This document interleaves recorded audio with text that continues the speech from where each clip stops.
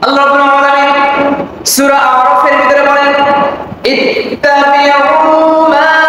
উনজিলা ইলাইকুম মির রাব্বিকুম ওয়া লা তাত্তাবিউ মিন দুনিহি আউলিয়া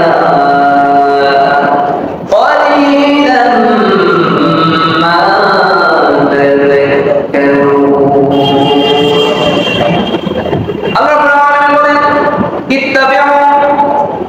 ইত্তাবিউ মা উনজিলা ইলাইকুম মির রাব্বিকুম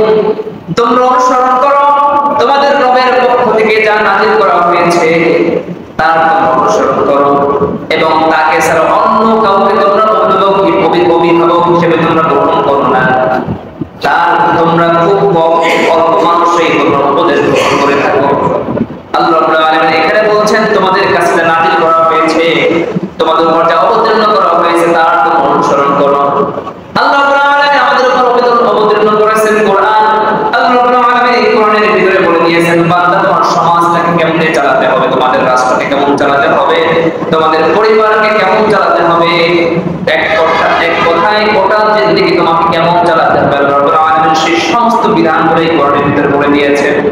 আল্লাহ রাব্বুল আলামিন বলেন আলিফ লাম রা কিতাবুন আনজালনাহু ইলাইকা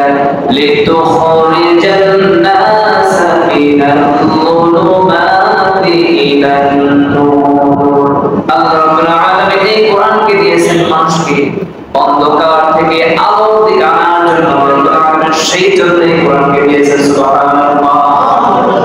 আল্লাহ বলছেন তোমরা সেই জিনিস অনুসরণ করো কোন জিনিস ইত্তাবিউ মা উনজিলা ইলাইকুম তোমাদের রবের পক্ষ থেকে যেটা নাযিল করা হয়েছে তা অনুসরণ করো সব সময়ের জন্য আল্লাহর অনুসরণ করতে হবে সব সময়ের জন্য আর অন্য কাউকে তো রব হিসেবে গ্রহণ করো না দুনিয়ার কোন মানুষকে তো রব মনে করো না এই দুনিয়ার মানুষ তোমাকে বিপদের মুখে ছেড়ে চলে যাবে শুধু দুনিয়ার মুখে তোমরা বিপদের মুখে ছেড়ে যাবে এমনটা নয় কাল কিয়ামতের ময়দানে এমন অবস্থা হয়ে যাবে সেদিন কেউ কাউকে চিনবে না আল্লাহ রাব্বুল আলামিন বলেন সেই সময় মা তার সন্তানকে চিনবে না ভাই তার ভাইকে চিনবে না বাবা তার সন্তানকে চিনবে না স্ত্রী তার স্বামীকে চিনবে না এমন একটা কঠিন পরিস্থিতি হয়ে যাবে আল্লাহ রাব্বুল আলামিন বলেন ইয়াউমা ইয়াফিরু মারউ মিন আখিহি ওয়া উম্মিহি ওয়া আবিহি ওয়া সাহিবাতিহি ওয়া বানিহি সেদিন কেউ কাউকে পরিচয় দেবে না মা তার সন্তানকে বাবা তার সন্তানকে স্বামী তার স্ত্রীকে কেউ কাউকে পরিচয় দেবে না আল্লাহ রাব্বুল আলামিন বলেন তুমি যাদেরকে অভিভাবক মনে করো সেই মানুষগুলো তোমার দেখে পালাইয়া যাবে যদি একটা মা যদি আমার কাছে দেখি চাইয়া বসে আজকের এই কিয়ামতের দিবস যদি আমার সন্তান যদি আমাকে একটা নেকি চাইয়া বসে বাবা একটা নেকি দাও আমি জাহান্নামে চলে যাব একটা নেকির কারণে আমাকে জাহান্নামে পেয়ে যাবে একটা নেকি আমার দাও এই ভয়ে বাবা পড়ে যাবে বাবা দূরে সরে যাবে এরপরে সন্তান তার বাবার রেখে পালাইয়া যাবে স্বামী তার স্ত্রীকে রেখে পালাইয়া যাবে স্ত্রী তার স্বামীকে রেখে পালাইয়া যাবে কারণ তাদের সবার মনে একটাই চিন্তা আজকে যদি আমার কাছে দেখে চাই আমি তাকে দেব না এই জন্য আল্লাহ রাব্বুল আলামিন বলেন তোমরা যাদেরকে অভিভাবক মনে করো এরাই প্রকৃত অভিভাবক নয় সবচেয়ে বড় অভিভাবক আমাদের জন্য কে আমাদের অভিভাবক কে কথা বলতে কষ্ট হয় আমাদের অভিভাবক কে আল্লাহ রাব্বুল আলামিন সম্মানিত হাজিরিন আল্লাহ বলছেন যে তার বিধান মেনে চলতে হবে তিনি যা বলছেন সেটা এরপর আল্লাহ রাব্বুল বলেছেন গোটা জীবনকে তাওহীদের সর্বশেষ যে দাবি আল্লাহ রাব্বুল আলামিন সেটা সম্পর্ক করেছেন গোটা জীবনে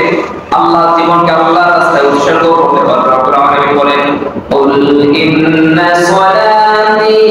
ওয়া নুসুকি ওয়া মাহইয়ায়া ওয়া মামাতি লিল্লাহি রাব্বিল আলামিন লা শারীকা লাহু ওয়া বিযালিকা উমিরতু ওয়া আনা আউওয়ালুল মুসলিমিন আল্লাহ রাব্বুল আলামিন সূরা আনআম এর ভিতরে 62 এবং 63 নম্বর আয়াত আল্লাহ রাব্বুল আলামিন বলেন বান্দা তোমার নামাজ কুল ইন্না সালাতি তোমার নামাজ এরপরে তোমাদের অনুসল্লি ওয়া মাহইয়া তোমার বেঁচে থাকা, তোমার মরে যাওয়া, তোমার ইবাদত, তোমার সমস্ত কাজ হবে, তোমার কুরবানি হবে তোমার রব্বুল আলামিনের জন্য। আল্লাহ বলেন সবটা তো উৎসর্গ করতে হবে। নামাজ, রোজা, হজ, যাকাত, দান, সাদকা, কুরবানি সব হবে একমাত্র কার জন্য? আল্লাহর জন্য। এই হলো তাওহীদের দাবিগুলো আমরা আলোচনা করলাম। আমরা যা করি সব যেন আল্লাহকে রাজি খুশি করার জন্য হয়। সব যদি আমরা মানুষকে রাজি খুশি করার জন্য হয়ে থাকে, ওইটা জায়গায় বাড়ি, সব জায়গায় শেষ। তাওহীদের দাবি ওইটা, আপনি সব করবেন কার জন্য? আল্লাহর জন্য। আল্লাহ এটাই চান।